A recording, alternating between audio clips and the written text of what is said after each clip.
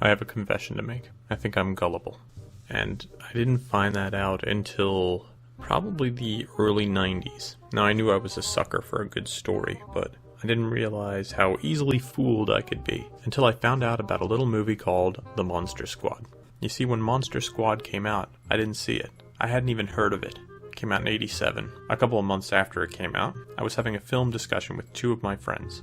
And we would talk about movies all the time. I loved movies, still do. But I only had one movie theater in town at the time, so my selection was limited. So if I missed Monster Squad, I missed it. Well, they started talking to me about this idea they had for a movie. Telling me about a group of kids who encounter monsters. And it was so well thought out, so fleshed out. My mind was blown. Of course, this turned out to be the exact plot to Monster Squad, which they had seen. But I thought it was so amazing that I said, you guys gotta write that down. That would be a real movie. And I started telling my family about this great idea for a movie that my friends had.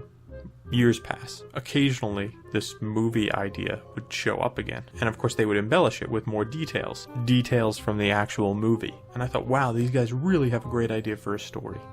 Then, I guess around 1990, 1991, I was sitting up late one night watching TV and a movie came on. And here's where the gullibility comes in. I'm sitting there watching it. Monster Squad unfolds before me. And the thing that goes through my head is, oh my god, this movie just ripped off my friend's idea.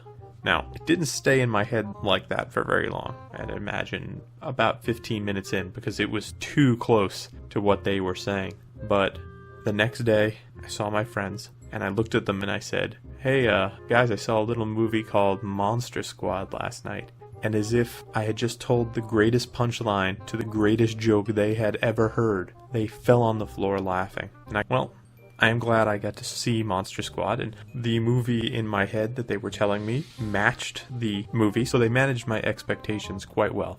On today's show, we're going to talk about the movie that proved how gullible I was, Monster Squad. We'll talk about the people who wrote the movie, the real people who wrote the movie. We'll talk a little bit about the behind-the-camera stuff. We'll talk about the cast. And we'll talk a little bit about comparisons that have been made between it and another great kids' adventure movie at the time, Goonies.